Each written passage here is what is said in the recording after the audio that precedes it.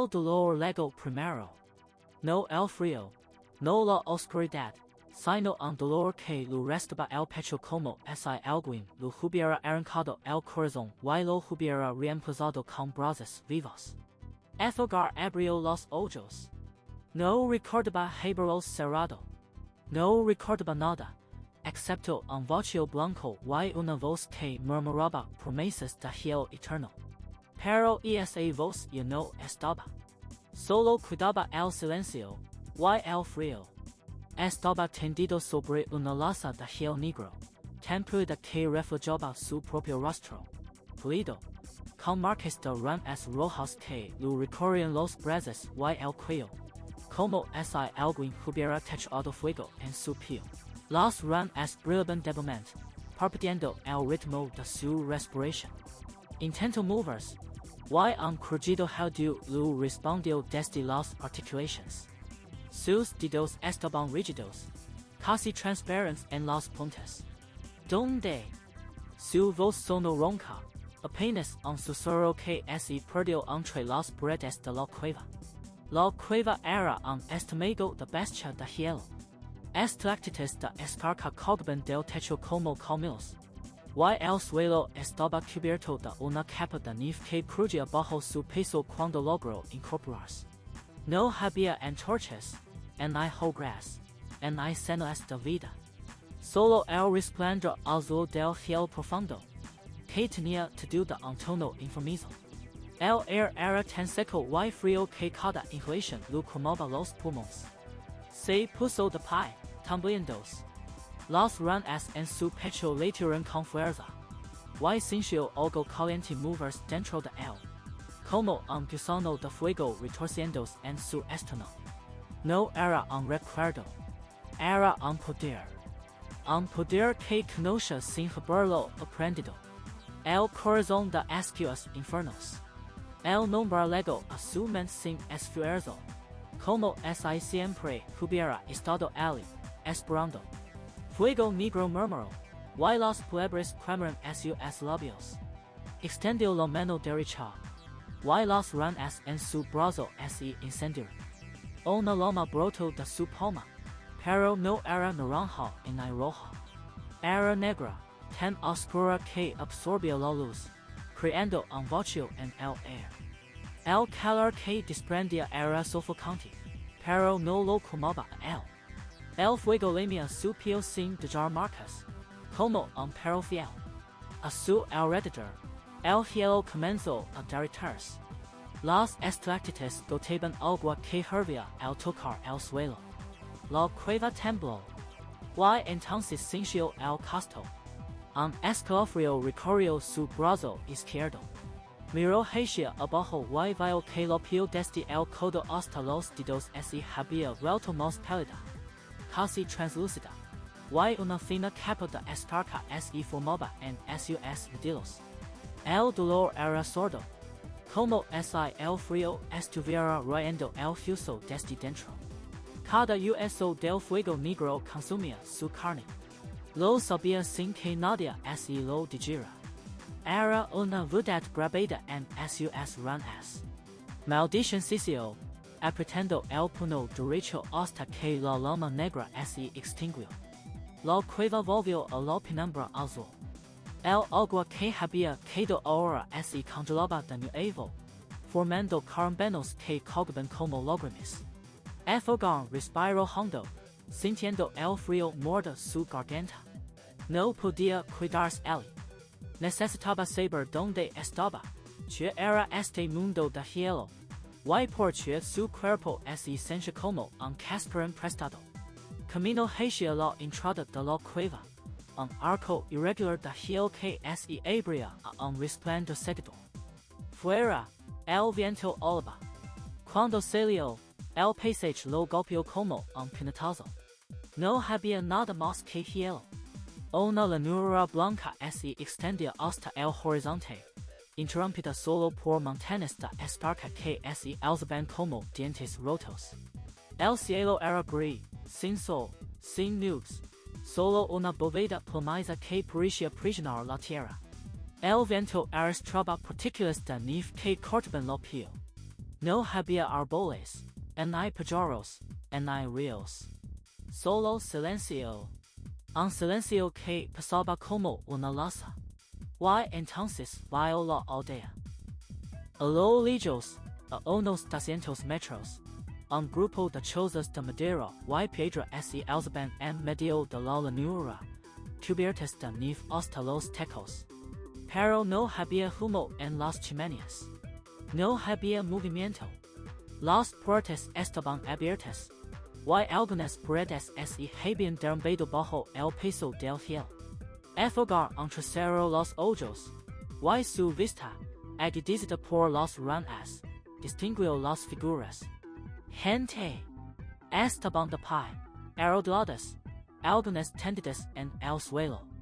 Pero no se movían.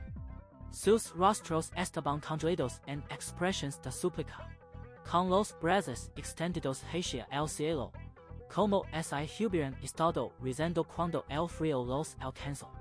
Un anciano abrazaba a un niño, ambos cubiertos de una capa de escarcha tan gruesa que parecían estatuas de sal. Una mujer había quedado de rodillas frente a una puerta, con las manos juntas en oración. Sus ojos abiertos miraban el vacío, cubiertos de una película blanca. Aethelgar sintió algo frío en el pecho que no era el viento. No era compasión. Era reconocimiento. Este era el mundo el que había despertado. Un mundo donde el calor se había extinguido. Y la vida se había detenido como un reloj sin cuerda. Chicles de infierno es este. Murmuró. Y su aliento se congeló en el aire antes de caer al suelo como polvo. Pero no podía cuidarse él. El frío y el humor de los dedos de los pies. Y sentía que el hielo trepaba por sus piernas. Si no encontraba refugio, si no encontraba calor, se convertiría en otra estatua en esa llanura. Y entonces recordó el poder. El fuego negro. El corazón de Ascuas Infernales. Cerró los ojos y concentró la voluntad en su pecho. Las ranas brillaron, y una ola de calor surgió de su cuerpo, derritiendo la nieve a su alrededor en un círculo de 10 metros. El agua burbujeó y se evaporó, creando una nube de vapor que lo envolvió. Pero el costó luego de nuevo, un dolor punzante en el brazo izquierdo, que ahora colgaba inerte, cubierto de escarcha hasta el hombro. No importa dijo en voz alta, como si quisiera convencerse a sí mismo. Mientras tenga fuego, tendrá poder.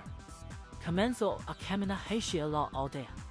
Sus pisadas desabanjuelas que se dirigen en el hielo, y el vapor lo seguía como un manto. A cada paso, sentía el peso del mundo sobre sus hombros. Pero también sentía algo más, una chispa de determinación.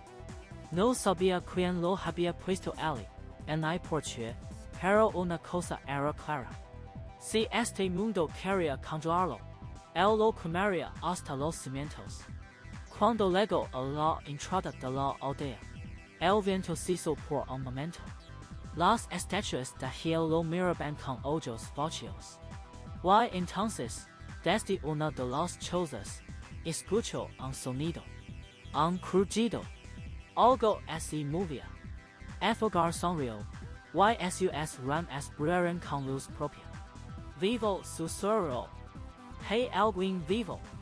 El fuego negro bailó en su mano derecha, y la sombra de la loma se proyectó sobre las caras congeladas de los muertos. El viento haudo mordía la piel como cuchillas invisibles. Aethelgar avanzó entre las chozas de la aldea, cada paso crujiendo sobre el hielo que cubría el suelo. Las figuras petrificadas de los aldeanos yacían en posiciones de súplica. Sus rostros congelados en muecas de desesperación. Pero desde una choza al final del camino, un sonido débil, casi imperceptible, llegó a sus oídos, un gemido, un temblor de vida. Empujó la puerta de madera podrida. El interior era oscuro, pero su vista de demonio penetró la penumbra. Allí, apenados en un rincón, había 5 personas, un anciano de barba blanca, 2 mujeres jóvenes, un niño y un hombre de mediana edad. Todos temblaban, sus cuerpos envueltos en jaropos, sus labios azules por el frío. El anciano levantó la mirada, sus ojos nublados por la vejez y el hambre. ¿Quién eres? Susurró, su voz apenas un hielo. Aethelgar no respondió. Observó la choza. No había fuego, en hay brasas, solo el frío eterno que se filtraba por los gritos. Los odinos estaban muriendo. Eso era evidente. Pero en lugar de sentir compasión, sintió una oportunidad. Extendió su mano derecha, y una llama negra brotó de su palma, danzando en el aire. El calor irradió de inmediato, rompiendo el hielo en las paredes. Los odinos llegaron, sus cuerpos reaccionando instintivamente, arrastrándose hacia el calor como puedes hacia una luz. Deténganse, ordenó Aethelgar, su voz grave y fría. Este calor tiene un precio. El anciano se detuvo, sus ojos fijos en la llama. ¿Qué quieres? Preguntó, su voz temblorosa. Comida. Refugio. Y su lealtad, dijo Aethelgar. A cambio, les der calor. Suficiente para sobrevivir esta noche. Los odinos se miraron entre sí. El hombre de mediana edad, de rostro cercado por el frío, asintió lentamente. No tenemos nada más que perder, murmuró. Aceptemos. Aethelgar sonrió, un gesto que no llegó a sus ojos. Cerró el puño, y la llama negra se expandió, formando una hoguera en el centro de la choza. El fuego negro rugió, derritiendo el hielo del suelo y calentando el aire. Los odinos se acercaron, sus manos temblorosas extendidas hacia las llamas. El niño celoso, lágrimas congeladas derritiéndose en sus mejillas. Pero Aethelgar sintió el costo. Un escalofrío recorrió su pecho, y al bajar la mirada, vio una pequeña mancha de hielo extendiendo sobre su piel, justo sobre el corazón. El corazón de Ascuas Infernales latía con fuerza, pero cada uso lo acercaba a la petrificación. Apretó los dientes, ocultando el dolor. El anciano se arrodilló, sus ojos llenos de gratitud y miedo. Eres un demonio, dijo, su voz rota. Pero eres nuestro único salvador. Aethelgar lo miró, el fuego negro refugiándose en sus pupilas. Recuerda eso, respondió. Porque el precio de mi calor solo aumentará. El viento olaba como un lobo herido, arrastrando nubes de nieve que borraban el horizonte. La aldea, un panadero de chozas de madera y piedra, apenas se distinguía del blanco infinito. Aethelgar estaba de pie frente a la hoguera de fuego negro, observando las llamas que danzaban sin consumir la leña. El calor era real, palpable, pero su pecho ardía con un frío diferente. La mancha de hielo se había extendido, una red de venas blancas que trepaban hacia su cuello. Los 5 sobrevivientes lo miraban desde las sombras de la choza. El anciano, llamado Keo, sostenía un cuenco de madera con un caldo aguado.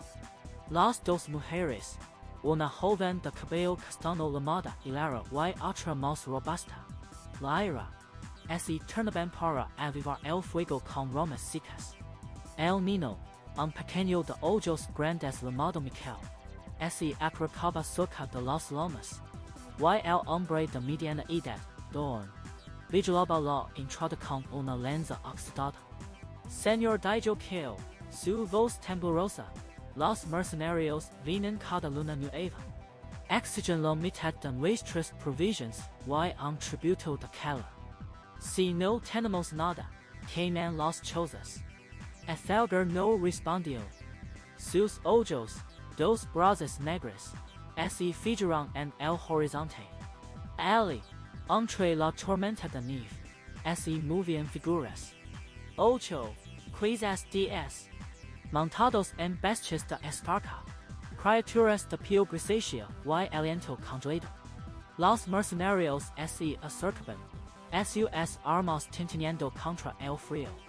Díjenlos venir dijo Aethelgar, su voz grave como el trueno lejano. Los odinos se encogeran. Hilara agarró a Michael y lo ocultó tras su falda. Dorn apretó la lanza, pero sus manos temblaban. Los mercenarios detuvieron sus monturas a 20 pasos de la choza. El líder, un hombre corpulento con una armadura de cuero y un hacha de hielo en la mano, desmontó. Su aliento formaba nubes de vapor.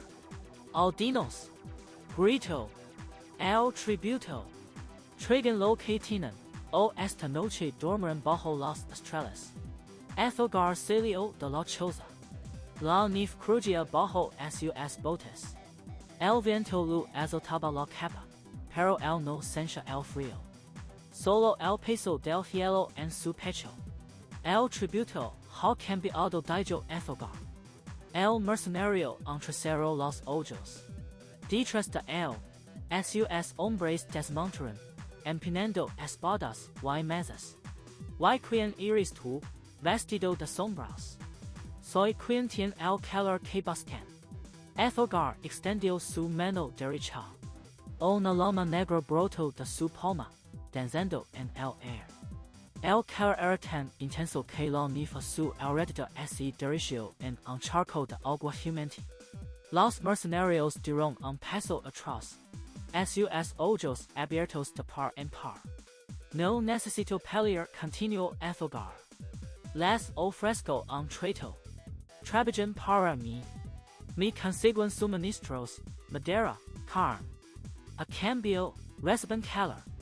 Suficiente para sobrevivir el invierno. El líder mercenario soltó una risa áspera. Trabajar para un brujo. Prefiero morir congelado. Uno de los mercenarios, un hombre joven con una cicatriz en la mejilla, escupió al suelo. No me impresionan tus trucos, demonio. Apaga esa llama, o te lo meto por la garganta. Aethelgar giró la cabeza lentamente. Sus ojos negros se fijaron en el insolente. El mercenario dio un paso adelante, blandiendo una daga. Pero antes de que pudiera atacar, Aethelgar se movió. No corrió, no saltó. Simplemente apareció frente a él, su mano derecha cerrándose en torno al cuello del hombre. El calor no es un truco, susurró Aethelgar. Es un precio. Una llama negra brotó de su palma. El mercenario abrió la boca para gritar, pero el sonido murió en su garganta. La piel comenzó a ennegrecerse, a cortarse. La carne se desprendió en cenizas, dejando al descubierto fusos blancos que también se consumieron. En 3 segundos, todo lo que quedó fue un montón de polvo negro sobre la nieve. El silencio fue absoluto. El viento dejó de oler. Los otros mercenarios cayeron de rodillas, sus armas soltadas en la nieve. El líder, pálido como un cadáver, balbuceó. Aceptamos el trato. Aethelgar soltó el polvo de sus dedos. La llama negra se apagó. Miró a los mercenarios, ahora postrados ante él, y sintió un escalofrío que no venía del viento. Su mano derecha la miró. Bajo la luz mortecina, vio las venas de hielo trepando por sus dedos, extendiéndose hacia la muñeca. Levantanse ordinó. Tienen trabajo. Esa noche, mientras los mercenarios montaban campamento alrededor de una hoguera de fuego negro, Aethelgar se retiró a la choza. Los odinos dormían, exhaustos pero cálidos. Él se sentó en un rincón, apartando la capa para mirar su brazo. Las Venas da hielo brilban bajo la piel. Un mapa de muerte que se extendía lentamente. El corazón de Ascuas Infernales latía en su pecho, pero cada latido era un eco de hielo. Cada loma me acerca el final murmuro. Pero sin ella, ya estaría muerto. El fuego negro chisperoteó en el hogar. Afuera, el viento holo, y en su lamento, Aethelgar creyó escuchar una risa lejana. La risa del frío. El amanecer no trajo luz, solo un gris perpetuo que se filtraba entre las nubes de hielo. Aethelgar estaba de pie en el centro de la aldea, observando como los odinos y mercenarios se preparaban para el día. Su mano derecha, oculta bajo la capa, palpitaba con un frío que no pertenecía a este mundo. Las venas de hielo se habían extendido hasta su muñeca, un recordatorio silencioso de que cada llama que incendia lo consumía. De repente, un aleteo rasgó el aire. Un cuervo, completamente formado de escarcha cristalina, descendió desde el cielo y aterrizó frente a él. Sus ojos eran dos gemas azules que brillaban con una luz propia, y de su pico colgaba un pergamino enrollado, también de hielo. Los odinos se apartaron, murmurando con temor. Que el anciano se persiguió. Hilara, la joven curandera, dio un paso atrás. Aethelgar no se movió. Observó el cuervo con una mezcla de curiosidad y desprecio. Sabía que esto no era un simple animal. Era un mensajero, un emisario de algo más grande. Con un movimiento lento, extendió su mano izquierda la que era de carne y hueso y tomó el pergamino. El frío del mensaje lo quemó los dedos, pero no soltó. Lo desenrolló y leyó las palabras grabadas en el hielo. El dios del frío te observa, tirano. Tu fuego es una chispa en la tormenta. Pronto, te congelarás desde dentro. Una risa, frío y distante, resonó en su mente, como un eco que venía de las montañas. Aethelgar apretó el pergamino hasta que crujió. Luego, sin previo aviso, abrió la boca y exhaló una llamarada de fuego negro. El cuervo de hielo se desintegró en una nube de vapor, pero el dolor que atravesó su pecho fue inmediato. Sintió como esas 1000 agujas de hielo perforaron su corazón. Su respiración se volvió entrecortada, y por un momento, vio su aliento congelarse en el aire. Señor, exclamó Dorn, el herrero, corriendo hacia él. Está bien. Aethelgar levantó una mano, deteniéndolo. No podía mostrar debilidad. No aquí. No ahora.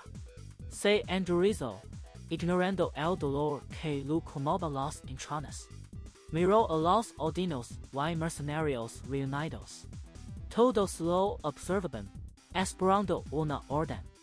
Los mercenarios, liderados por el corpulento, ahora parecían perros fieles, pero Aethelgar sabía que su lealtad era tan frágil como el hielo. Reúnen todo lo que pueden cargar de su voz grave y firme. Vamos a la siguiente ciudad. Ciudad, preguntó Miquel, el cazador, frunciendo el seno.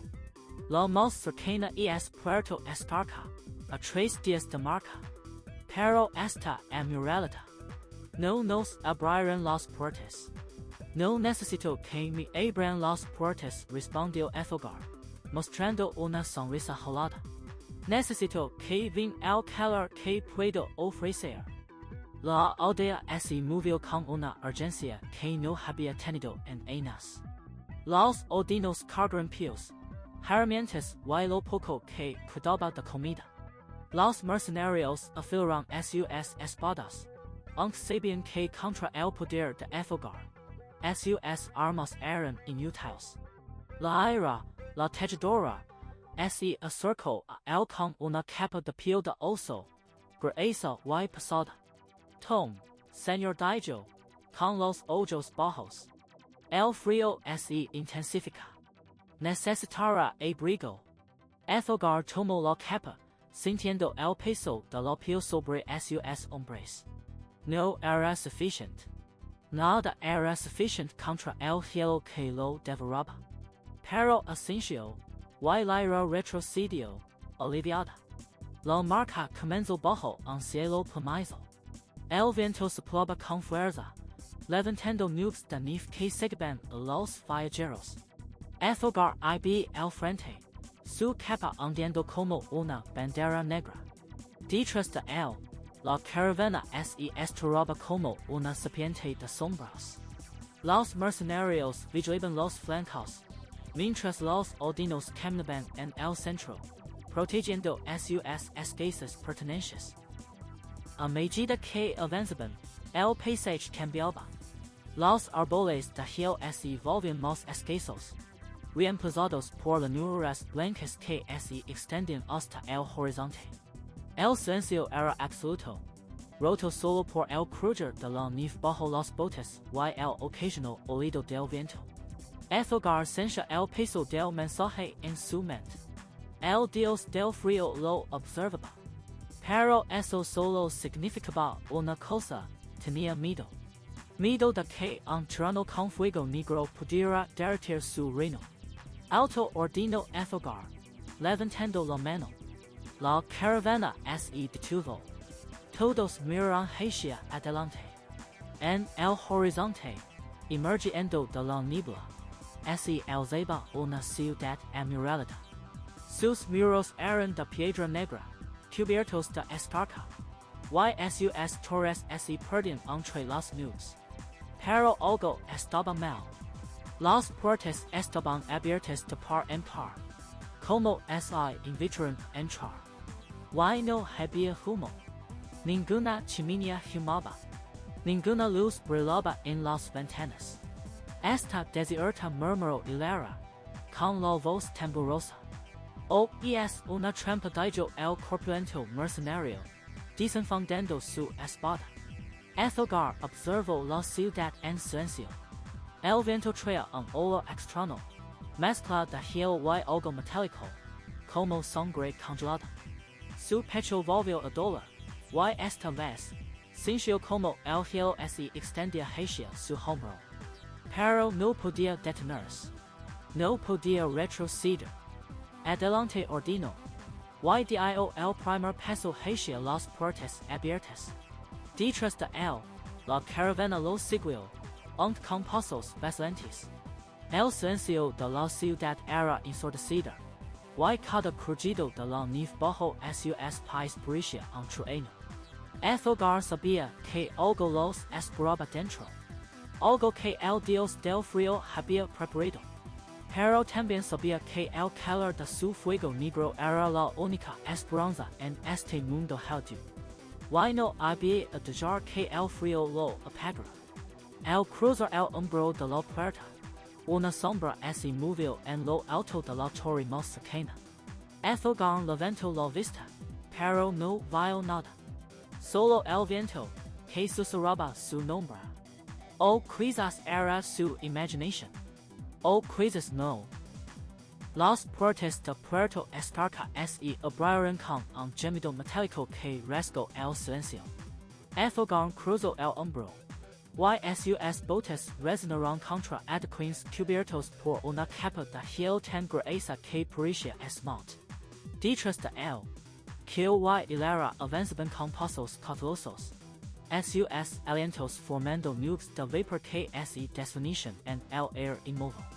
Los mercenarios, liderados por el corpulento, formaban una retaguardia tensa, con las manos en las empuñaduras de sus armas. La ciudad yacía en un silencio que no era natural. No era el silencio de la noche o de la espera. Era el silencio de la muerte, un vacío que absorbía el sonido. Las fachadas de los edificios, altos y angostos, estaban cubiertas de escarcha que brillaba con un fulgor azul bajo la luz mortecina del cielo eternamente nublado. Las ventanas, rotas o cegadas por el hielo, miraban como cuencas vacías. Aethelgar se detuvo en medio de la plaza principal. Ali, la verdad se desplegó ante él como una pintura del infierno helado. Los habitantes de Puerto Escarca estaban congelados. No en la muerte, sino en el momento exacto de su terror. Una mujer, con un niño en brazos, estaba petrificada en la puerta de una panadería. Su rostro una máscara de gritos silenciosos. Un hombre, vestido con ropas de mercader, yacía de rodillas, con las manos extendidas hacia el cielo, como suplicando a un Dios que no llegó. Más allá, un grupo de personas había intentado fuir, pero el hielo los atrapó en una estampida congelada. Sus cuerpos retorcidos en ángulos imposibles. El hielo no solo los había matado, los había preservado como trofeos de una masacre. La ira, la joven de la aldea, soltó un celoso ahogado. Miquel se persiguió, murmurando una oración olvidada. Dorn, el herrero, apretó los puños. Y un granido de rabia escapó de su garganta. Esto no fue el frío de Aethelgar, su voz grave resonando en la plaza vacía. El frío no escapó el horror. Esto fue obra de un ser con intención. Se acercó a la mujer congelada. El hielo que la cubría no era transparente, sino lecoso, con vetas oscuras que palpitaban como venas. Aethelgar extendió su mano derecha, y una lama negra brotó de su palma. El calor onduló en el aire, y el hielo comenzó a derretirse, goteando el suelo como lágrimas. Pero cuando la capa se disipó, el rostro de la mujer no se descongeló. Su piel estaba gris, quebradiza, y el tocarla, se desmoronó en polvo. No están congelados, susurró Hilera, con los ojos muy abiertos. Están vacíos. El hielo les robó la vida, pero dejó las cascaras. Aethelgar sintió un tirón en el pecho. El corazón de Ascuas Infernales latía con fuerza, pero el costo del fuego se manifestaba como un dolor sordo que se extendía desde su hombro derecho hacia el cuello. Miró su brazo izquierdo. La piel estaba pálida, y bajo ella se formaban diminutos cristales de hielo que se extendían lentamente hacia el codo. Maldillo en silencio. Cada vez que usaba su poder, el hielo interno avanzaba. Tenemos que encontrar un sobreviviente ordino. Buscan en las casas, en los sótanos. Si alguien logró esconderse, puede que aún esté vivo. Los mercenarios y los ordinos se dispersaron, sus pasos resonando en el silencio sepulcro. Aethelgar se quedó en la plaza, observando las estatuas de hielo. Sabía quién había hecho esto. El caballero de hielo, el serviente del Dios del Frío. Pero por qué una ciudad entera. Era una advertencia. O un mensaje. Minutos después, un grito resonó desde un callejón. Aethelgar corrió hacia Ali, con el fuego negro brillando en su mano. Encontró a Dorn arrodillado frente a una trampilla de madera, parcialmente oculta bajo una capa de hielo. El herrero golpeó la tabla con su martillo, y esta se estiló. Debajo, un hueco oscuro. Aethelgar se asomó y vio un rostro pulido, cubierto de escarcha, pero con ojos que palpitaban. Secuenlo ordino. Entre dos mercenarios, extrajeron a un hombre joven, vestido con harapos de serviente. Temblaba violentamente, y sus labios estaban azules. Aethelgar colocó su mano sobre el pecho del hombre, y dejó que una corriente suave de calor fuera. El fuego negro no quemó, solo calentó. El hombre tosió, y escupió un trozo de hielo. Luego, habló con voz entrecortada. Vino anoche, montado en una bestia de escarcha, alto, con una armadura que brillaba como el hielo. no digo nada. Solo, levanto la mano. Y el frío se extendió como una ola. Todos cayeron. Yo me escondí en el sótano, bajo los barriles de pescado seco. Los gritos, y luego, el silencio. ¿Hacia dónde se fue? Preguntó Aethelgar. Hacia el sur respondió el hombre, señalando con un dedo tembloroso. Dijo algo sobre un templo de hielo en las montañas. Dijo que el Dios del Frío lo esperaba él. Aethelgar asintió. El templo de hielo. El Dios del Frío. El villano principal comenzaba a moverse. Pero el costo de la información era alto. El levantarse, sintió el Mario. El mundo giró a su alrededor. Y tuvo que apoyarse en la pared para no caer. El hielo en su brazo izquierdo se había extendido hasta el hombro. Ahora, el brazo colgaba inerte, pesado como una losa. Señor dijo que, acercándose, necesita descansar. No hay tiempo, murmuró Aethelgar, pero su voz era débil. Si lo hay, insistió Hilera. Si muere de agotamiento, no servirá de nada. Descansemos aquí esta noche. Mañana decidiremos. Aethelgar quería protestar, pero su cuerpo no obedeció. Se dejó caer sobre un montón de mantos que los mercenarios habían reunido. Y cerró los ojos. El sueño lo envolvió como un manto de plomo, pero incluso en el sueño, sintió el hielo crecer dentro de él, lento y implacable. Horas después, despertó con un sobresalto. La noche había caído, y la ciudad estaba sumergida en una oscuridad profunda, rota solo por la luz azulada de la luna helada. Algo había cambiado. El aire estaba más frío, más denso. Aethelgar se puso de pie, y su mano derecha buscó instintivamente el fuego.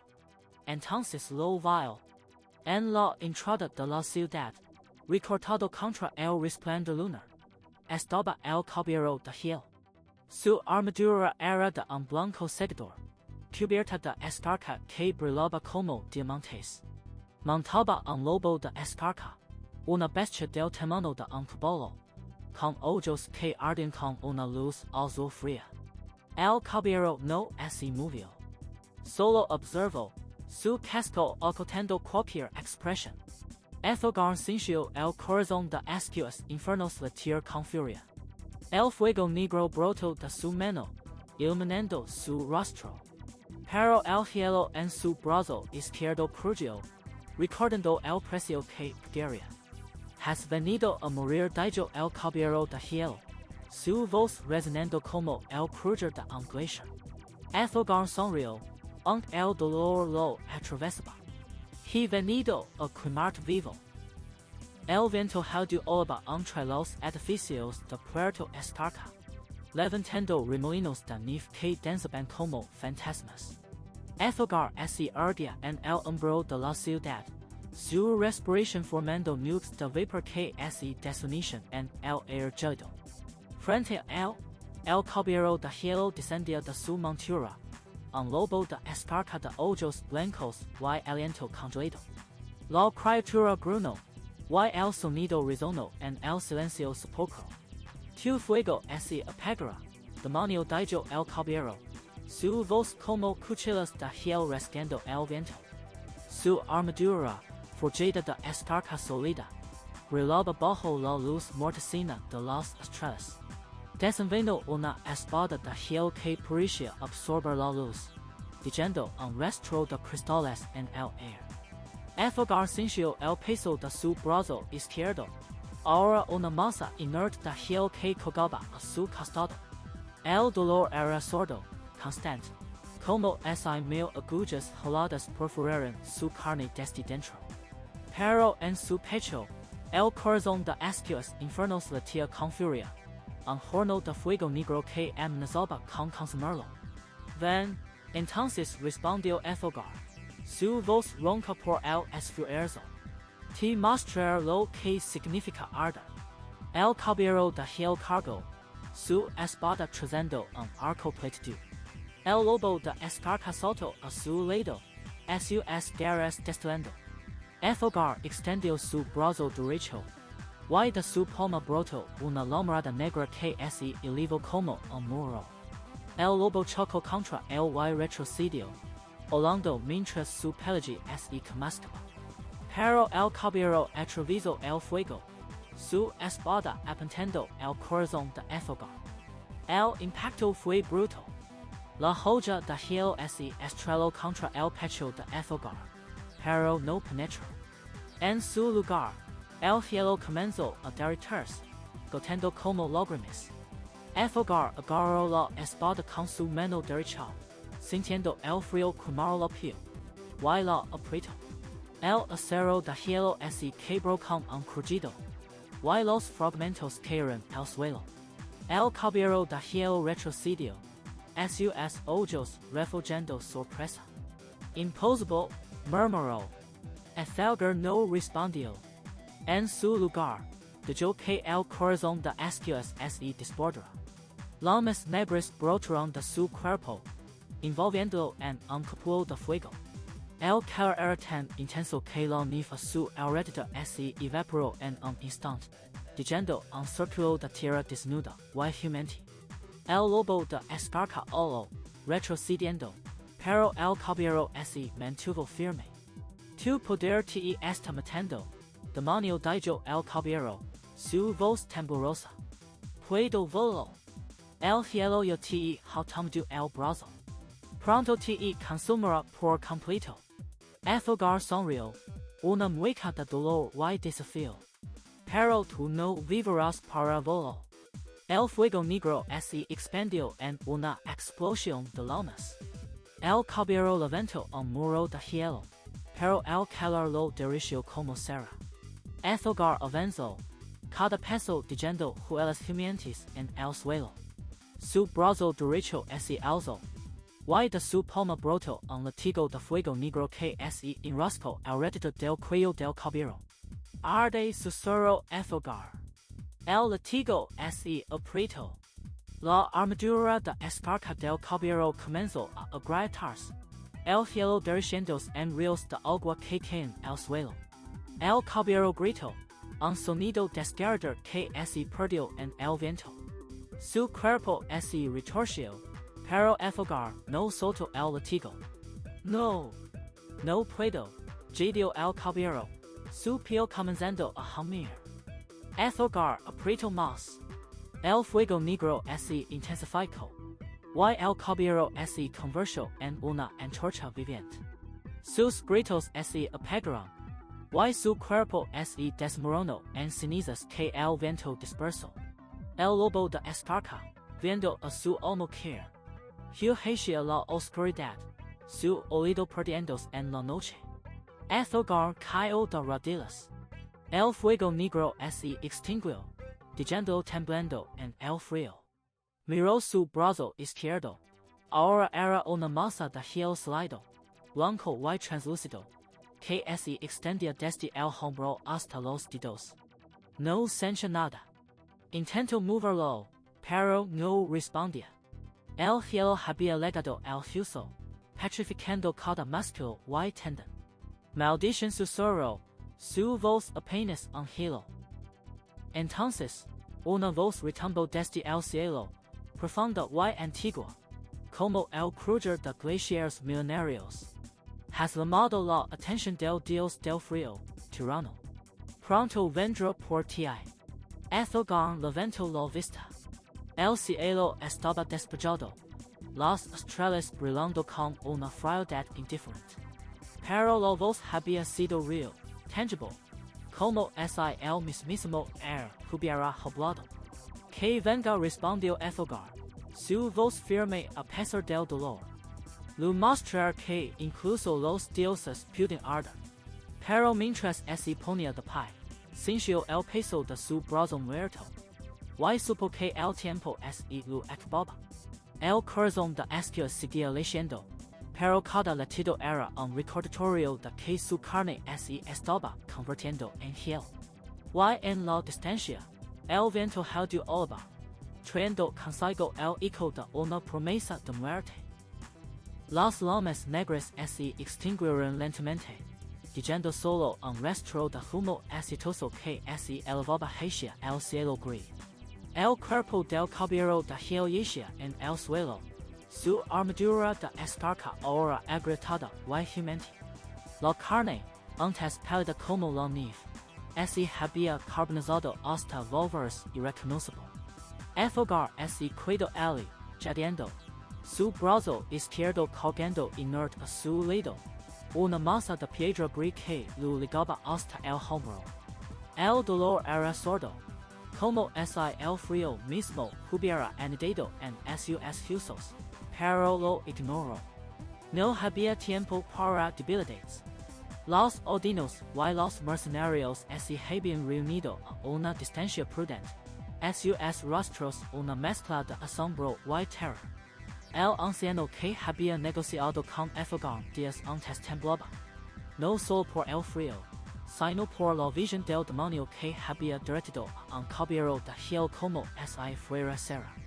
Los mercenarios, rutos y quitidos, miraban el brazo petrificado del señor demonio con una mezcla de respeto y codicia. Sabían que el poder tenía un precio, y lo estaban viendo en carne viva. Aethelgar se movió lentamente hacia el cadáver del caballero. Cada paso era un esfuerzo. Su cuerpo pesaba como si levara una montaña sobre los hombres. Se arrodilló el cuerpo carbonizado y comenzó a registrar sus restos. La armadura, ahora quebradiza, se desmoronó al tocarla. Buscó entre los escombros hasta que sus dedos tropezaron con algo frío. Un medallón. Era pequeño, del tamaño de una moneda, hecho de un metal plateado que parecía absorber la luz. En su centro, un cristal azul palpitaba con una luz tenue, irradiando un frío que calaba los huesos. Aethelgar lo sostuvo en su palma derecha, sintiendo como el hielo se extendía por su piel. Por un momento, consideró usarlo. Tal vez podría canalizar su poder a través de él, o tal vez serviría como un arma. Pero una voz en su interior, la voz del instinto demoníaco, lo advirtió. Ese medallón era una trampa. Un ferro para el Dios del Frío. Si lo activaba, el Dios sabría exactamente dónde encontrarlo. Con un granido, lo guardó en un bolsillo de su túnica desgarrada. No lo destruiría, no aún. Podría ser útil, pero no como un arma. Como un cebo. Se puso de pie, sintiendo el peso de las miradas sobre él. Los odinos y los mercenarios esperaban, como perros hambrientos esperando una orden. Aethelgar alzó la cabeza, su rostro demacrado pero firme. Este es el destino de aquellos que se oponen a mí, dijo, su voz ronca pero clara. Pero también es la promesa de lo que ofrezco. Calor, comida, un lugar donde el hielo no los devora. Siguen, y tendrán todo eso. Traicionan, y compartirán la suerte de este caballero. Hubo un murmullo entre la multitud. Un mercenario, un hombre alto con una cicatriz en la mejilla, dio un paso adelante. ¿Y de tu brazo, señor demonio? ¿Cuánto tiempo más podrás mantenerte en pie? Aethelgar sonrió, una sonrisa fría que no llegó a sus ojos. Mi brazo es el precio que pago por su calor. Cada llama que enciendo me consume. Pero mientras tenga suficiente poder para mantenerlos con vida, ustedes me servirán. Cuando ya no pueda, el hielo los tomará a todos. Así que, si quieren sobrevivir, más les veo asegurarse de que yo también sobreviva. Los plebes caerán como un mazo. Los mercenarios intercambiarán miradas. El anciano asintió lentamente. No había otra opción. El invierno los mataría a todos si no se aferraban a este demonio. Uno por uno, se aerodilorán. No por lealtad, sino por supervivencia. Aethelgar lo sabía, pero no lo importaba. La lealtad se comprueba con calor. Él era el único vendedor en el mercado. Pasó las siguientes horas organizando Puerto Esparta. La ciudad era un desastre. Calles cubiertas de hielo, edificios derrumbados. Un almacén central que parecía intacto. Aethelgar ordenó a los mercenarios que limpiaran las calles, y pusieran los cuerpos congelados en una pira. Los odinos, temblorosos pero esperanzados, comenzaron a reparar las casas más cercanas a la plaza central, donde Aethelgar había encendido una hoguera de llamas negras. El calor era débil, pero suficiente para mantenerlos con vida. El señor demonio se movía entre ellos, dando órdenes con una voz que no admitía réplica. Pero en su interior, sentía el frío extendiéndose desde su brazo petrificado hacia su pecho. Cada vez que usaba el corazón de Ascuas, el hielo avanzaba un poco más. Sabía que el tiempo se agotaba. Cuando el sol comenzó a ponerse, teniendo el cielo de un naranja enfermizo, Aethelgar se dirigió al almacén central. La puerta de madera estaba cubierta de estaca, pero sitio con un empujón. El interior era oscuro y frío, lleno de cajas y barriles. Los mercenarios habían comenzado a inventariar los suministros, pero Aethelgar buscaba algo más. Algo que había sentido desde que entró en la ciudad. Una presencia, un eco de calor antiguo. Camino entre las sombras, pasando la mano derecha sobre las superficies cubiertas de polvo. Finalmente, sus dedos tocaron un rollo de pergamino, escondido detrás de un barro de madera podrida. Lo desenrolló con cuidado. Era un mapa de las montañas al norte, con una marca en rojo en el pico más alto. Debajo, una inscripción en una lengua antigua, forja de los primeros. Aquí es el fuego que nunca se apaga. Aethelgar sintió un escalofrío que no venía del frío. Una forja. Armas de fuego. Si podía llegar allí, tal vez podría encontrar una manera de contrarrestar el avance del hielo en su cuerpo. O, al menos, armar a sus seguidores con algo más que esperanza. Guardó el mapa en su túnica, junto al medallón. Cuando salió del almacén, la noche había caído. Las estrellas brillaban como diamantes sobre un siderio de hielo. Los odinos y mercenarios lo miraban, esperando su próxima orden. Aethelgar alzó la cabeza, su aliento formando nubes de vapor en el aire gélido. Mañana, partiremos hacia el norte, dijo. Hay una forja en las montañas. Allí encontraremos el poder para desafiar el mismo invierno. Las palabras resonaron en el silencio, y por un momento, Aethelgar casi creyó en ellas. Pero en su interior, el hielo seguía creciendo. El viento olaba como un lobo herido, lanzando cuchillas de hielo contra la caravana. Aethelgar iba al frente, su capa negra ondeando como un estandarte de muerte. Detrás de él, 20 mercenarios y odinos armados con picas y antorchas luchaban por mantener el paso. El frío no era solo una sensación, era un enemigo que mordía la piel, que helaba los pulmones con cada respiración.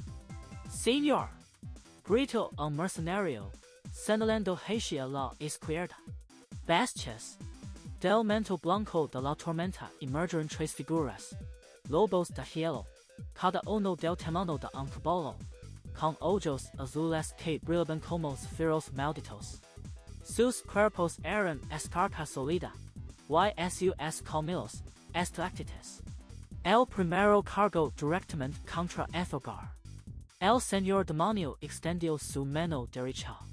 El fuego negro brotó de su palma, una llama que no parpadeaba, que absorbía la luz en lugar de emitirla.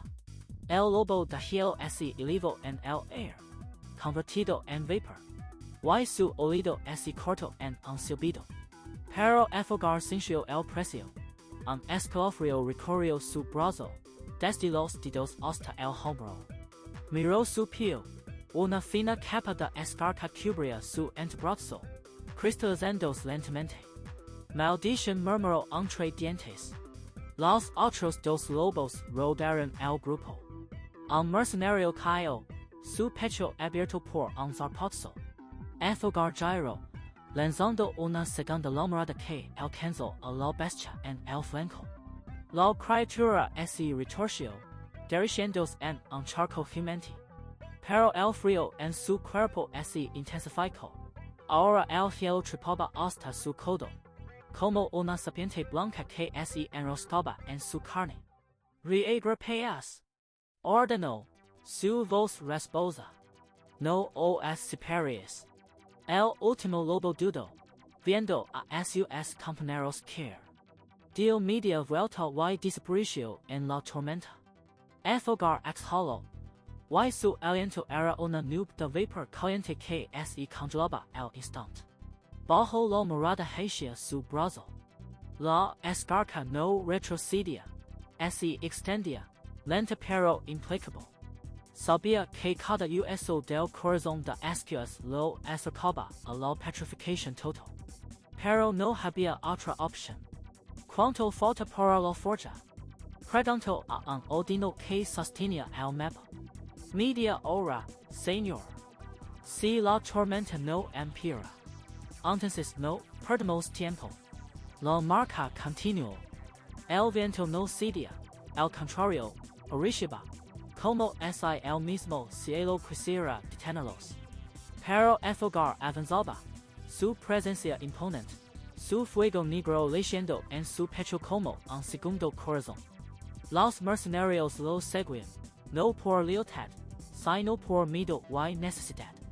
Sabían que sin él, morirían congelados en cuestión de minutos. Finalmente, entre la nieve, emergió una estructura, una forja antigua, construida en la ladera de una montaña, con chimeneas que se alzaban como dedos de piedra. El techo estaba cubierto de hielo, pero una tenue luz parpadeaba en el interior. Aethelgar levantó la mano, deteniendo el grupo. Esperad aquí, ordeno. Se acercó solo. La puerta era de hierro, oxidada y cubierta de escarcha. La empujó, y los bisagra timieron. Adentro, el calor lo golpeó como una ola. Un fuego de carbón ardía en el centro, avivado por fueles automáticos. Y junto al fuego, un anciano sentado en un banco de madera. Su barba era blanca como la nieve, pero sus ojos eran carbones encendidos. Sostenía un martillo en una mano y un trozo de metal al rojo vivo en la otra. El anciano levantó la vista, sin sorpresa, como si hubiera estado esperando esa visita toda su vida. He estado esperando a alguien que pueda soportar el calor de la forja dijo, su voz grave y firme. ¿Eres tú? Aethelgar sintió el fuego negro en su pecho palpitar con fuerza, como respondiendo a una llamada. Miró al anciano, luego al metal incandescente. El hielo en su brazo crujió, pero él sonrió. Depende de lo que ofrezcas, herrero. El anciano se puso de pie, dejando el martillo sobre el yunque. Se acercó a Aethelgar, estudiándolo de arriba abajo. Luego señaló el brazo del señor demonio, cubierto de escarcha. Ese hielo te matará en semanas. Pero aquí, en esta forja, puedo forjar algo que lo detenga. A cambio, necesito algo de ti. Che? Tu fuego negro. Necesito una chispa de él para alimentar la forja. Sin ella, no puedo trabajar el metal que necesites. Aethelgar dudó. Cada uso de su poder aceleraba su destrucción. Pero sin esa forja, su destrucción era segura. Ascencio lentamente. Trato hecho. El anciano sonrió. Y por un instante. Sus ojos brillaron con una luz antigua. Como si no fuera un simple herrero, sino algo más. Algo que había visto imperios caer y dioses morir. Entonces, señor demonio dijo, extendiendo su mano, comencemos. Afuera, la tormenta rugía, pero dentro de la forja, el fuego negro y el fuego de carbón se encontraron, y el mundo tembló. El anciano herrero apoyó sus manos colosas sobre el yunque, sus dedos temblorosos trazando los gritos del metal frío. La forja, un monstruo de piedra negra y hierro oxidado, yacía muerta en el centro del taller, su boca abierta y vacía como una tumba. El viento oilaba afuera, filtrándose por los gritos de las paredes de hielo, y cada ráfaga arrancaba un gemido a las vigas de madera petrificada. Esta forja no se enciende con carbón ni con madera, dijo el anciano. Su voz resbosa como piedra molida. Solo el fuego de un demonio puede despertarla. Aethelgar sintió el peso de esas palabras en su pecho. El hielo en su brazo izquierdo latía con un dolor sordo. Una pulsación fría que lo recordaba que cada llama que incendia lo acercaba a la muerte. Pero el anciano había prometido un objeto que detuviera el avance del hielo. Más daba una chispa más. Muestren como dijo Aethelgar, su aliento formando nubes de vapor. El anciano señaló un círculo de ranas gravitas en el suelo, alrededor de la forja. Parad allí. Concentrate en el calor que llevas dentro. No pienses en el frío. No pienses en el costo. Solo en la llama. Aethelgar obedeció. Cerró los ojos y buscó en su interior el corazón de Ascuas Infernales. Lo sintió como un carbón ardiente en el centro de su ser. Un sol diminuto pero furioso. El fuego negro brotó de sus manos. No como un estallido, sino como un río lento y denso de lava oscura. La forja lo absorbió con un rugido. Y las ranas en el suelo brillaron con un fulgor carmesí. El taller tembló. El calor era tan intenso que el hielo en las paredes comenzó a derretirse, goteando en charcos que silbaban al tocar el suelo. El anciano sonrió, sus dientes amarillos brillando a la luz del fuego. Más ordino. La forja necesita más para despertar por completo. Aethelgar apretó los dientes y empujó más energía. El fuego negro se intensificó. Y con él, una olida de dolor recorrió su brazo izquierdo. El hielo crujió, avanzando desde el codo hacia el hombro. Una red de gritas blancas que trepaban por su piel. Sintió como su carne se volvía rígida, como el frío mordía sus huesos. Pero no se detuvo. Ya basta, dijo el anciano, poniendo una mano sobre el hombro de Aethelgar. El fuego se apagó. Aethelgar cayó de rodillas, jadeando. El sudor en su frente se había congelado en pequeños cristales de hielo. Miró su brazo izquierdo. El hielo ahora cubría su hombro, extendiéndose hacia su pecho como una guerra pálida. El anciano se arrodilló frente a él, sus ojos viejos y sabios esteniendo el dedo. El corazón de Ascuas es un regalo y una maldición. Cada vez que lo usas, el hielo te reclama. Pero hay una manera de purificarlo. Aethelgar levantó la mirada, su respiración entrecortada. Die. La gema de sol, dijo el anciano, sacando un trozo de mineral de su bolsillo. Era pequeño, del tamaño de un puño, y brillaba con un resplandor dorado tenue. Este mineral absorbe el exceso de energía del fuego demoníaco y lo convierte en calor puro. Si lo pones en tu arma, el hielo se detendrá. Pero para fundirlo, necesitas alimentar la forja durante horas. Horas de fuego continuo. Aethelgar miró la gema. Pequeña, fragile, pero promicia una salida. Cuánto tiempo? Toda la noche respondió el anciano. Y cuando termines, estarás más débil que nunca. El hielo avanzará hasta tu torso. Pero si sobrevives, tendrás un arma que te permitirá controlar tu poder sin consumerte. No había otra opción. Aethelgar asintió. Las horas siguientes fueron un infierno. El fuego negro rugía en la forja, iluminando el taller con una luz infernal. Aethelgar se aferraba a la conciencia, alimentando la llama con cada gramo de su voluntad. El anciano trabajaba en silencio, martelando el metal, sumergiéndolo en agua, repitiendo el preciso una y otra vez.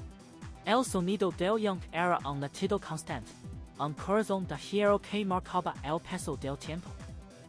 El hielo avanzó. Primero cubrió su pecho, luego su cuello. Sintió como sus pulmones se volvían rígidos, como cada respiración era un esfuerzo. Pero no se detuvo. No podía. Cuando el amanecer filtró una luz grisácea por las grietas, el anciano levantó el arma. Era una espada corta, de hoja negra como la obsidiana, con una gema dorada incrustada en la empuñadura. Brillaba con un calor interno, un resplandor que hacía que el aire a su alrededor hundiera. Hasta hecho dijo el anciano, entregándosela. Aethelgar la tomó con manos temblorosas. El arma vibraba, viva, conectada a su corazón de fuego.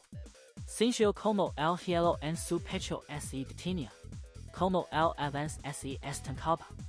Pero el demonio estaba hecho. Su torso era una cabeza de estaca, su brazo izquierdo inmóvil. Gracias susurró, apenas audible.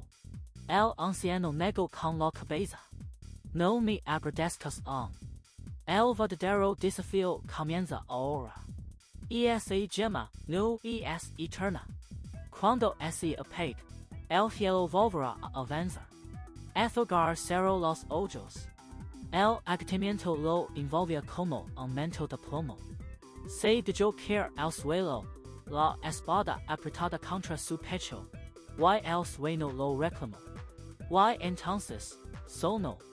El mundo era blanco. Un vacío infinito de hielo y nieve, sin horizonte, sin cielo. Y frente a él, una figura se alzaba. Era gigantesca, hecha de esparco y sombras. Sus ojos dos poses de oscuridad que absorbían la luz. Su voz no era un sonido, sino un frío que penetraba los huesos. Tu fuego es prestado, tirano dijo la figura, cada palabra congelando el aire. Pronto te lo quitaré. Aethelgar quiso responder, quiso alzar la espada, pero su cuerpo no lo respondía. El hielo lo aprisionaba, lo celaba en una tumba de cristal. La figura se inclinó, su rostro de hielo acercándose, y susurró. El invierno eterno es mío. Y tú, pequeño demonio, eres solo un invitado en mi reino. Aethelgar despertó con un grito atragantado. El taller estaba en silencio. El anciano dormía en un rincón, envuelto en pies. La espada yacía a su lado, fría pero viva. Afuera, la tormenta rugía, y el frío golpeaba las paredes como un puño implacable. El Dios del Frío lo había visto, lo había marcado, y el reloj seguía corriendo. El herrero señaló hacia el norte, donde una montaña de pico roto se alzaba como un cúmulo de bestia prehistórica. Allí arriba, en la cueva que escupe vapor, la gema de sol está incrustada en el corazón de la roca, pero no crees que será fácil. Algo lo guarda. Aethelgar ajustó la espada corta en su cintura, sintiendo el peso de la gema de sol ya incrustada en el puño. El frío mordía su cuello, donde el hielo había avanzado hasta casi la mandíbula. cada respiration era un recordatorio de que el tiempo se acaba. Chico es the guardian, pregunto, su voz resposa como el hielo roto. El anciano negó con la cabeza. No lo sé. Los que sabieron nunca bajarán. Pero tú no eres un simple mortal. Tu fuego negro es diferente. Aethelgar no respondió. Salió de la forja. Y el viento heldu lo golpeó como un latigo. El pueblo había quedado atrás, con sus hogueras alimentadas por su poder. Pero él sabía que ese calor era temporal. Necesitaba la gema para detener el avance del hielo. O el Dios del Frío ganaría sin siquiera mostrar su rostro. La escalada comenzó al amanecer. Cuando el sol apenas se atrevía a asomar sobre el horizonte congelado.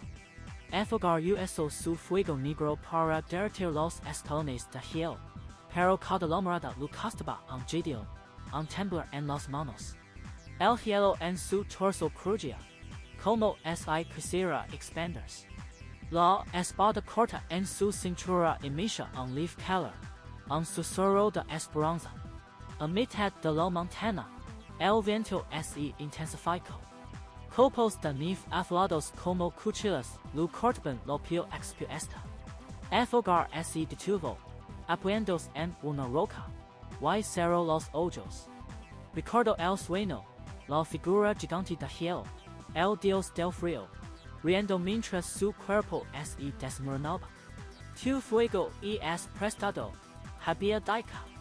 Te lo quitaré. Abrió los ojos. No. Él tomaría lo que necesitaba. Él era el señor demonio. No un mendigo. La entrada de la cueva apareció 2 horas después. Oculta tras una cortina de carambenos. El vapor escapaba de ella, formando nubes que se congelaban al instante. Aethelgar apartó los carambenos con su mano envuelta en fuego negro.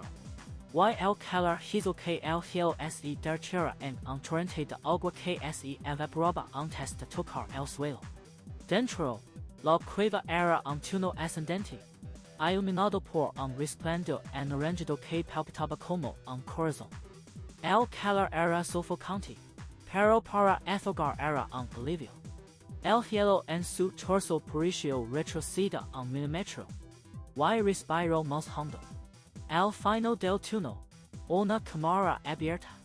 En el centro, una roca de obsidiana sostenía una gema del tamaño de un puño, que irradiaba luz dorada. La gema de sol. Pero antes de que Aethelgar pudiera avanzar, el aire frente a él se distorsionó, y una figura emergió de las lomas, un espíritu de fuego, alto como un hombre, con ojos de brasa y un cuerpo que ondulaba como una loma líquida. Has legado lejos, portador del corazón de Ascuas, dijo el espíritu, su voz como el crujir de la lina ardiente. Pero la gema de sol no se entrega a cualquiera. Debes demostrar que no eres un tirano egoísta. Aethelgar frunció el seno. Una prueba. He quemado a mis enemigos vivos. He vendido calor a cambio de lealtad. Eso no es suficiente. El espíritu negó con la cabeza. Has compartido tu calor con otros. Eso te redime. Pero la intención importa. Dime, señor demonio. ¿Por qué quieres la gema? Aethelgar abrió la boca, pero las palabras se atacaron. ¿Por qué? Para sobrevivir. Para vencer al Dios del Frío. Para gobernar. Pero era solo eso. Recordó a los odinos, arrodillados frente a su hoguera, con lágrimas congeladas en las mejillas. Recordó al caballero de hielo, ardiendo vivo, y la mirada de horror en sus ojos. Recordó al anciano herrero, que lo había dado una oportunidad sin pedir nada a cambio. No lo sé, admitió, su voz apenas un susurro. Tal vez, para no ser devorado por el hielo. Tal vez para demostrar que no soy solo un monstruo. El Espíritu de Fuego se inclinó. Y sus ojos de brasa purpúrea. Has compartido tu calor con otros. Eso te redime. Toma la gema, pero recuerda. El poder sin sacrificio es veneno. La figura se desvaneció en una ráfaga de chispas. Y la cueva quedó en silencio. Solo el palpitar de la gema iluminando la oscuridad. Aethelgar avanzó, temblando. Y extendió su mano derecha hacia la gema de sol. El calor la envolvía, pero no quemaba. Cuando sus dedos tocaron la superficie, una olida de energía recorrió su brazo, derritiendo el hielo que cubría su torso. Por un momento, sintió que respiraba fuego, que el mundo se volvía cálido. Pero entonces, un crujido agudo emergió de las profundidades de la montaña. La cueva tembló, y una risa distante, familiar, resonó en las paredes. El Dios del Frío estaba cerca. Aethelgar apretó la gema contra su pecho, sintiendo su poder latir. Pero el precio, ¿qué sería? El viento agudo mordió la piel de Aethelgar mientras descendía de la montaña. La gema de sol latiendo contra su pecho como un segundo corazón. Cada paso era un recordatorio de su fragilidad. El hielo en su brazo izquierdo crujía, pero el calor de la gema lo contenía. Un pacto temporal entre su carne y el abismo. El llegar a la ciudad improvisada que había construido en la llanura congelada, encontró un espectáculo inesperado. Una caravana de estandartes azules y plata andaba frente a las murallas de hielo que sus seguidores habían erigido. En el centro, un hombre de cabello cano y rostro cercado por arrugas de frío y hembra esperaba, rodeado de nobos temblorosos. Lavaba una corona de escarcha, símbolo de un reino que apenas respiraba. Señor del Fuego Negro dijo el rey, inclinándose con una rigidez que deltaba años de orgullo. Soy Eldrick, soberano de Voltheim. Vengo a ofrecerte mi reino. Aethelgar detuvo su avance, la capa de ceniza negra flotando a su espalda. Sus ojos, dos brazos en un rostro pétreo, escrutaron al monarca. No había engaño en sus palabras, solo desesperación. El invierno eterno no perdonaba a reyes ni mendigos. Tu reino, repitió Aethelgar, su voz grave como el trueno lejano. Y ciudadano yo con un territorio agudo que ni siquiera puedes defender. Eldrick tragó saliva. Detrás de él, un caballero joven apretó la empuñadura de su espada, pero el rey alzó una mano para detenerlo. Mis tierras están congeladas, sí. Pero bajo el hielo hay minas de hierro y bosques petrificados que podrían alimentar tu ejército. A cambio, solo pido calor. Calor para mis hijos, para mis ancianos. Que tas lamas derritan mi capital y devuelvan la vida a mi pueblo. Aethelgar sonrió, una mueca que no llegó a sus ojos. Dio un paso adelante, y el suelo crujió bajo su peso. La gema de sol brilló, proyectando sombras danzantes en la nieve.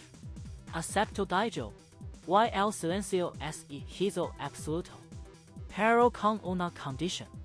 Sacó un anillo de obsidiana de su dedo, un círculo negro que absorbía la luz.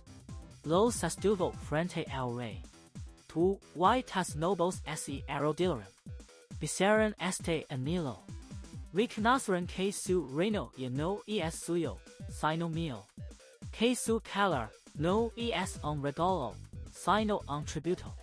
El caballero joven dio un paso al frente, la mano en la espada. Esto es una humiliación. Preferimos morir congelados. Aethelgar no se movió. Pero el fuego negro brotó de su mano derecha, una llama que no calentaba, que devoraba el aire. El caballero retrocedió, el sudor congelándose en su frente. La muerte es fácil dijo Aethelgar, su voz bajo y cortante. Vivir, Aristras, ver atas heels cracker and un mundo cuido, eso require valor. Eldrick cero los ojos. Por un instante, Aethelgar vio en el hombre que había sido, un guerrero, un padre, un rey. Luego, el monarca se arrodilló. La nif se hundió bajo sus rodillas. Besó el anillo, sus labios fríos contra la obsidiana. Uno a uno, los nobles lo imitaron. El caballero joven fue el último. Sus ojos llenos de odio mientras sus labios tocaban el metal. Aethelgar sintió el peso de su lealtad, frágil como el hielo fino. Bienvenidos a mi reino Daijo. Y alzó la gema de sol. La luz estalló. El fuego negro se mezcló con el calor dorado de la gema, una tormenta de energía que envolvió a Aethelgar. Sintió el corazón de Ascuas Infernales latir en su pecho. Y por primera vez en semanas, el hielo en su brazo retrocedió. La gema purificaba el fuego, reducía el costo, pero no lo eliminaba. Su carne seguía siendo el precio. Cuando la luz se apagó, Aethelgar estaba de pie, el anillo de vuelta en su dedo. Eldrick y sus nobles yacen postrados, temblando de frío y miedo. Mañana Daijo Aethelgar. Comenzaremos a derretir vuestra capital. Hay día descansar. Los nobles se retirarán, arrastrando sus capes. Solo el caballero joven se quedó un segundo más. Sus ojos fijos en Aethelgar. Luego giró y siguió a su rey. Esa noche, Aethelgar se sentó en su tienda, la gema de sol en una mano, el fuego negro danzando en la otra. El equilibrio era precario, pero por ahora bastaba. Fuera, el viento olaba. Y en las sombras, susurros de conspiración crecen. No podemos permitir que ese monstruo gobierne Daijo el caballero joven. Su nombre era Calon, mientras se reunía con Eldrick en una tienda apartada. Cuando duerma, lo atacaremos. Una daga en el corazón. Y es la única forma. Eldrick dudó. Pero el recuerdo del anillo en sus labios lo conmovió más que cualquier fuego. Que se susurró. Y en la oscuridad, la risa del Dios del Frío resonó, apenas audible, como un eco en una tumba de hielo. La luna de escarcha se elevaba sobre la ciudad improvisada, su luz pálida filtrándose a través de las cortinas de piel de bestia que Aethelgar había colgado en su tienda. El fuego negro en su pecho latía con un ritmo constante, un pozo de calor que mantenía a raya el frío muerto del exterior. Pero esta noche, el aire dentro de la tienda no solo olía a humo y ceniza, olía a traición. Aethelgar yacía sobre un lecho de pies de oso, sus ojos cerrados, su respiración lenta y medida. Pero no dormía. Había sentido el cambio en la energía de su campamento desde que el rey Eldrick y su joven caballero, Calon, habían regresado de su conspiración. Las sombras se movían con demasiada cautela. Los susurros eran demasiado bajos. Un señor demonio no sobrevive niños sin aprender a leer el viento de la traición. Afuera, el crujido de la nieve bajo pasos furtivos. No eran los pasos pesados de los mercenarios que ahora lo juraban lealtad. Eran pasos calculados, elásticos, de hombres entrenados para matar en silencio. Aethelgar contó 5, quizás 6, profiles de calor que se acercaban a la entrada de su tienda. El rey Eldrick no había enviado a sus mejores hombres. Había enviado a sus más silenciosos. La cortina se levantó sin un sonido. Una ráfaga de aire helado se coló en la tienda. Y con ella, la sombra de un hombre. Una daga brilló en la luz tenue. Su joya cubierta con un ungüento negro, veneno de escarcha, diseñado para conjurar la sangre desde adentro. El asesino se movió con la gracia de un lobo de hielo. Sus ojos fijos en el pecho de Aethelgar, donde el corazón de Ascuas Infernales latía visiblemente bajo la piel. Aethelgar sonrió.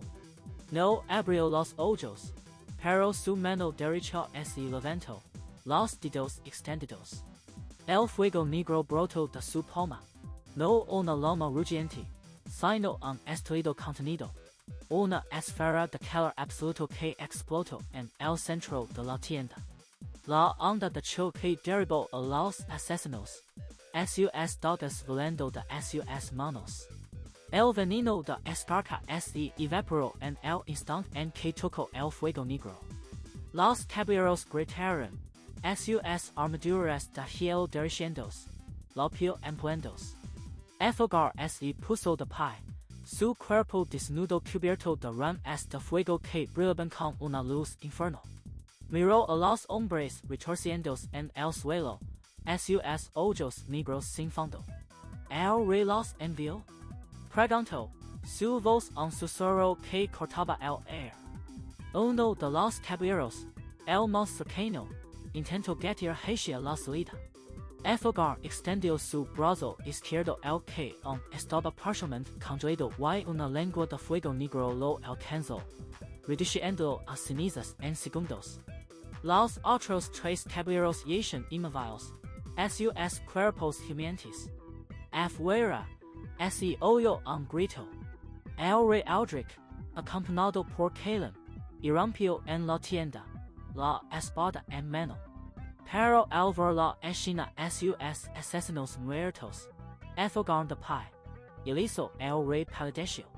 La espada cayó de sus manos temblorosas. Señor demonio yo, tartamudeó Eldrick, cayendo de rodillas. Caleb, el joven caballero, dio un paso atrás, su rostro una máscara de terror. Había planeado esto. Había creído que el calor de Aethelgar era solo un truco, una ilusión. Ahora veo la realidad. El poder del fuego negro era absoluto. Aethelgar caminó hacia el rey, sus pies descalzos sobre la nieve directa que ahora cubría el suelo de la tienda. Se detuvo frente a él, inclinándose para que su rostro estuviera a la altura del monarca. La próxima vez, no tendrá piedad de yo. Su voz bajo pero cargada de una amenaza que helaba la sangre más que cualquier ventisca. Levántate, rey. Tienes un reino que gobernar. Pero recuerda, cada latido de tu corazón me pertenece. Eldrick asintió, las lágrimas congelándose en sus mejillas. Se levantó, temblando, y salió de la tienda, seguido por Caleb, que no se atrevió a mirar atrás. Cuando se fueron, Aethelgar sintió el dolor. Un escalofrío recorrió su pierna derecha, desde la cadera hasta el tobillo. Miró hacia abajo y vio la piel tornándose azul, cristales de hielo formándose en la superficie. El esfuerzo de la explosión había acelerado el proceso. Ahora, su pierna derecha estaba tan congelada como su brazo izquierdo. Cayó de rodillas, jadeando. El fuego negro en su pecho parpadeó, debilitado. Tomó la gema de sol de su bolsillo, sintiendo su calor reconfortante, pero sabía que no era suficiente. Necesitaba más. Más calor. Más poder.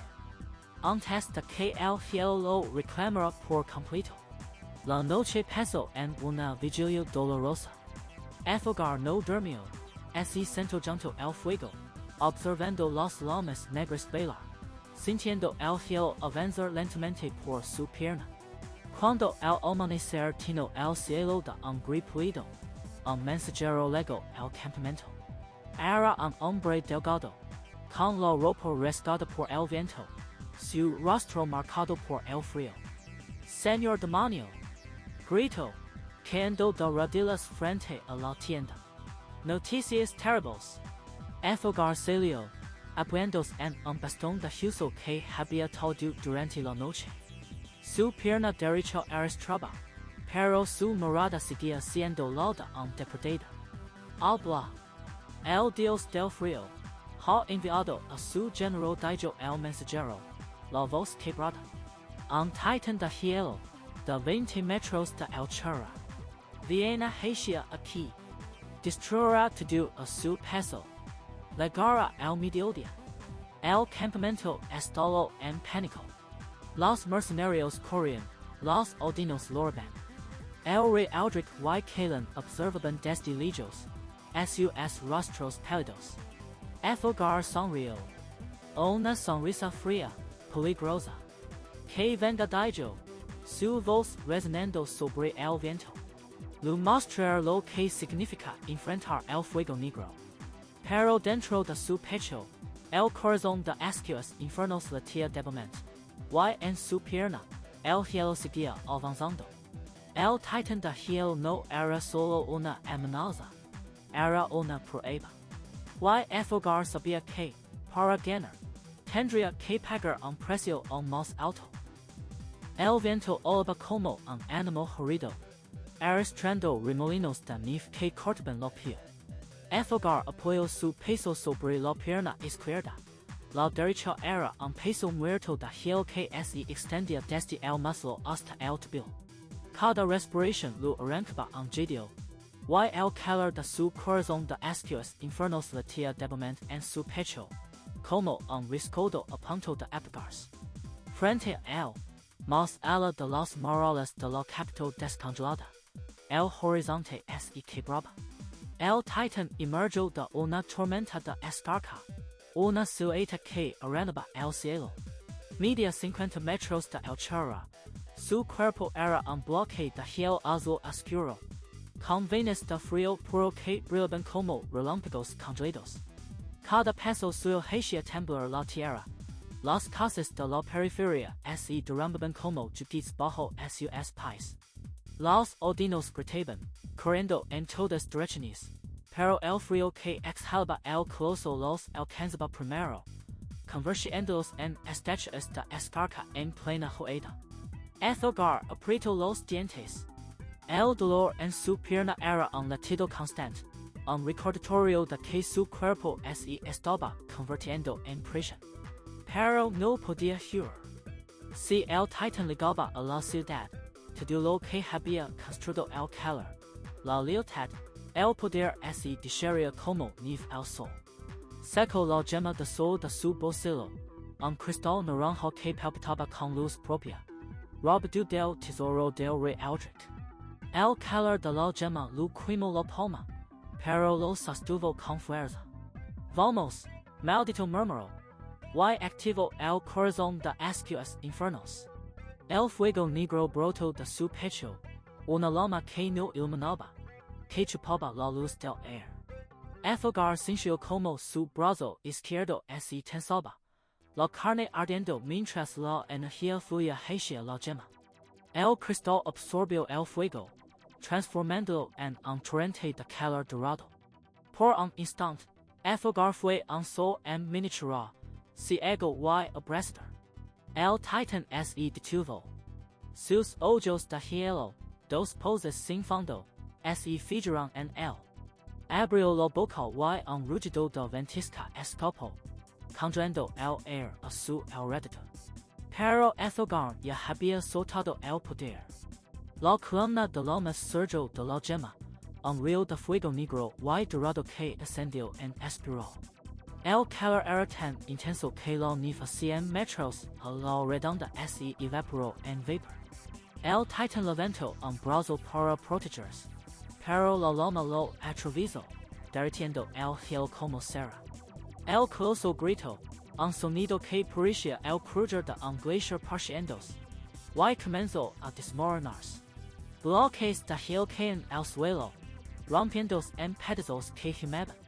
En menos de un minuto, el titan no era más que un charco de agua helada y escombros. Aethelgar cayó de rodillas. La gema de sol se apagó, gris y agrietada. Pero el casto era peor. Miró su brazo izquierdo. Era hielo translúcido, desde el hombro hasta los dedos, inmóvil y frío. Su pierna derecha también era hielo ahora. Y sintió una punzada de escarcha avanzando por su torso. Hacia el corazón. El corazón de Ascuas Infernales latía débilmente, luchando por mantenerlo vivo, pero el frío ganaba terreno. Alzó la vista. El cielo se rasgó. Una grita de hielo, como un hoyo abriéndose, apareció sobre él. De ella emergió una mano gigante, pálida como la muerte, con dedos que parecían garras. La mano se extendió hacia abajo, y Aethelgar sintió el peso de una morada invisible, la presencia del Dios del Frío, observando desde el otro lado de la realidad. El viento se detuvo. El silencio fue absoluto. Y la mano comenzó a descender. El cielo se rasgó como un telón de carne y hueso. Una mano de hielo, tan vasta que eclipsaba las montañas, emergió de la grita. Cada dedo era una columna de escarcha viva, y las unas, garras de ventisca que arrenaban el vacío. El aire se volvió sólido, el frío se hizo mordiente, un dolor que calaba hasta los huesos. Aethelgar, tirado en el cráter gigante que había dejado el titán, levantó la vista. Su brazo izquierdo colgaba inerte, una masa de hielo translúcido que reflejaba la luz mortecina. Su pierna derecha, igualmente congelada, crujía con cada intento de movimiento. El corazón de Ascuas Infernales latía débilmente en su pecho, un rescoldo casi apagado. La mano descendió. No con prisa, sino con la certeza de un dios que aplasta un insecto. El viento helado que precedía el impacto levantaba remolinos de nieve que seguían. Aethelgar sintió el peso de la muerte, no como un miedo, sino como un frío familiar. Pero algo en su interior, ese núcleo de fuego negro que lo definía, se negó a extinguirse. No era orgullo, era hembra. Una rabia primigenia que no aceptaba un final tan indigno. No. Susurró, y su voz sonó a vidrio roto. No aquí. No así. Concentró todo lo que lo cuidaba. El corazón de Ascuas, ese pozo de almas infernales, respondió con un gemido. Sintió como su carne se desgarraba desde dentro. El fuego no solo quemaba, sino que devoraba. Sus venas se iluminaron con un resplandor negro, y un calor insoportable brotó de su torso. Pero no era suficiente. La mano estaba demasiado seca, su sombra lo envolvía todo. Aethelgar gritó, no de dolor, sino de determinación. Libró el poder sin reservas, sin pensar en el costo. El fuego negro estalló en una columna que se elevó hacia el cielo, chocando contra la palma de la mano divina. El impacto fue cegador, un choque de calor y frío que distorsionó el aire, que hizo temblar la tierra. La mano se detuvo, sus dedos abriéndose como si el fuego lo quemara. Por un instante, Aethelgar vio a través de la grita, un hoyo inmenso, sin pupilas, hecho de hielo eterno, que lo miraba con una curiosidad lito. Luego, la mano se retiró. La grita comenzó a cerrarse, y el cielo volvió a su gris perpetuo. Pero Aethelgar ya no lo vio. Cayó de rodillas, y luego de lado, su cuerpo golpeando el suelo con un sonido hueco. La mitad de su torso, desde el hombro izquierdo hasta la cadera derecha, se había vuelto hielo. Su piel era translúcida, y debajo se veían sus órganos, congelados, latiendo débilmente como peces en un estanque de escarcha. El corazón de Ascuas apenas chispoteaba, una brasa moribunda en un mar de blanco. Los odinos, que habían observado desde las colinas, bajaron corriendo. Sus rostros estaban marcados por el miedo y la esperanza. Lo rodearon, murmurando oraciones de dioses que ya no existían. Uno de ellos, un hombre joven con una bufanda hecho girones. Se heredilo y toco el hielo del brazo de Aethelgar. Está frío dijo, con voz temblorosa. Como si ya estuviera muerto. No lo está respondió una mujer mayor, con manos closas. Pero si no hacemos algo, lo estará. Lavenlo a la forja. Es el único lugar con calor suficiente. Lo cargaron entre cuatro, envuelto en mentes que no servían de nada. El viaje hasta la aldea fue un suplicio. Cada paso que daban, el hielo en el cuerpo de Aethelgar se extendía un milímetro más. Su respiración se volvía más lenta, más superficial. Cuando llegaron a la forja, un edificio de piedra negra donde el fuego nunca se apagaba del todo, el herrero los esperaba. Era un hombre corpulento, con el rostro marcado por el hollín y los años. Se llamaba Dern. El ver a Aethelgar, su expresión se tornó sombría. Díjenlo en la mesa ordenó, señalando una losa de piedra junto al horno. Los odinos obedecieron. Dern se acercó, examinando el hielo que cubría a Aethelgar. Pasó una mano sobre el pecho del señor demonio, sintiendo el frío que emanaba. Has usado demasiado tu poder dijo, con una voz que resonaba como un martillo sobre el yank. El corazón de Ascuas es una loma, pero toda loma necesita combustible. Tú has cremado tu propia carne. Si sigues así, te convertirás en una estatua de hielo, no en una metáfora. Literalmente, una estatua. Aethelgar, apenas consciente, giró la cabeza. Sus ojos, enlamientes con un riscoldo de fuego negro, se fijaron en Dern. Hay una solución. Preguntó, su voz un susurro resposo. Dern guardó silencio un momento. Luego, se inclinó y habló en voz baja, para que solo Aethelgar pudiera oírlo. La loma eterna. Está en el centro del mundo, donde el fuego nunca se apaga. Se dice que puede restaurar cualquier poder, curar cualquier herida, pero está custodiada por el Dios del Frío.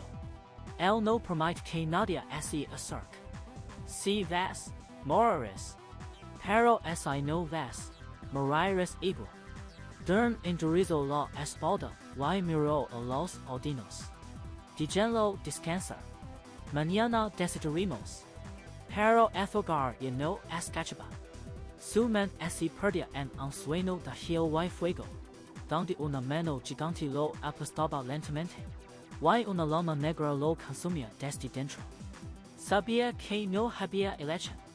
La loma eterna era su única esperanza, y el Dios del Frío, su único obstáculo. El aire en la forja olía a hierro viejo y carbón apagado. Aethelgar yacía sobre un lecho de pies gruesos. Su respiración era un susurro apenas audible. El frío se había arraigado en sus huesos. Una presencia constante que no lo abandonaba ni en sueños. Abrió los ojos lentamente. La luz tenue de una vela de cebo bailaba en el techo de madera. Dern, el herrero, estaba a su lado. Sus manos closas sostenían una gema que palpitaba con una luz cálida y anaranjada. Despiertes, señor dijo Dern, su voz ronca pero firme. La gema de sol es lo único que nos queda. Puede detener el avance del hielo, pero no revertirlo. Debes decidir. Aethelgar intentó incorporarse, pero un dolor punzante lo recorrió el torso. Miró su brazo izquierdo. Era una masa de cristal opaco, inmóvil.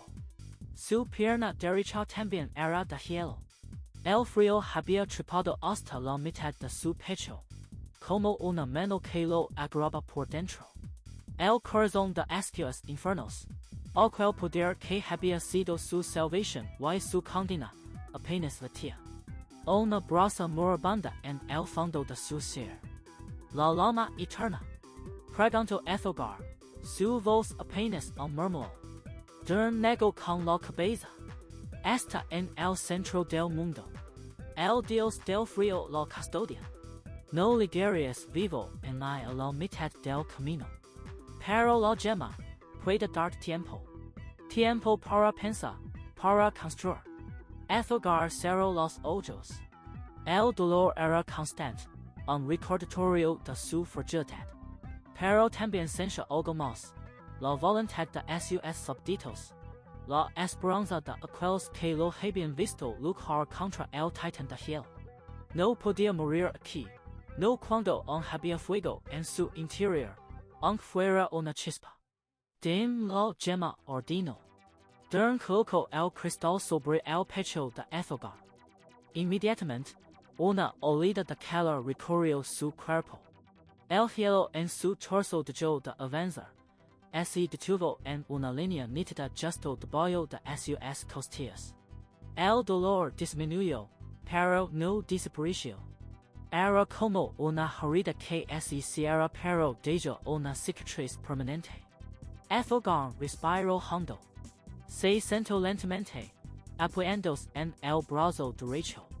Sus piernas de hielo colgaban inútiles, pero podía sentir el calor de la gema expandiéndose por su pecho, manteniendo vivo el corazón de Ascuas. Convoca a todos dijo. A los odinos, a los nobles que cuidan, a los mercenarios que vengan a la plaza. Ascencio y salio. Aethelgar se quedó solo, mirando sus extremidades de hielo. El precio del poder. Pero también la prueba de su determinación. Se levantó con esfuerzo, usando una muleta de hierro que había dejado seca. Cogió hasta la entrada de la forja. Afuera, el cielo seguía gris, pero la tormenta de nieve había cesado. Los sobrevivientes se reunían en la plaza central de la aldea. Sus rostros marcados por el hambre y el miedo. Había unos 200 campesinos, herreros, algunos soldados desarmados, y un puñado de nobles con ropas rotas. Todos miraban a Aethelgar con una mezcla de temor y esperanza. Aethelgar se detuvo frente a ellos, apoyado en su muleta. El viento helado lo azotaba el rostro, pero no sentía el frío en sus extremidades de hielo. Solo un entumecimiento sordo. Usted han visto lo que soy comenzó. Su voz resonando en el silencio. He cremado titanes. He desafiado al Dios del Frío. Pero mi poder tiene un precio. Mi cuerpo se convierte en hielo. Y sigo así, morir. Un murmullo recorrió la multitud. Algunos bajaron la cabeza. Pero no moriré solo, continuó Aethelgar. Si caigo, el frío los devorará a todos. No habrá refugio, no habrá esperanza. El Dios del Frío los congelará uno por uno. Y el mundo será un desierto de hielo. Se hizo el silencio. Una mujer lo miró a los ojos. ¿Qué quieres de nosotros, señor? Aethelgar sonrió. Una mueca amarga. Quiero que me ayuden a construir un ejército. No necesito soldados que luchen con espadas. Necesito herreros que forjen armas, ingenieros que construyan muros, agricultores que cultivan bajo el calor de mis lomas. Yo les daré calor. Yo los protegeré. Pero a cambio, juran lealtad. Juran que lucran a mi lado cuando llegue el momento. Los odinos se miraron entre sí. Un anciano dijo un paso adelante. Señor, hemos visto lo que puede hacer. Si usted dice que podemos vencer al Dios del Frío, lo creemos. Pero, ¿cómo? Somos pocos, estamos débiles. No necesito que sean fuertes ahora, respondió Aethelgar. Necesito que sean líos. El calor que les dará los fortalecerá. El tiempo que tenemos nos permitirá prepararnos. Y cuando el Dios del Frío se atreva a mostrarse, estar listo. Los mercenarios, aquellos que antes habían exigido tributo, ese arrodillaron primero. Luego los nobles, uno a uno. Finalmente, los odinos. Todos inclinaron la cabeza.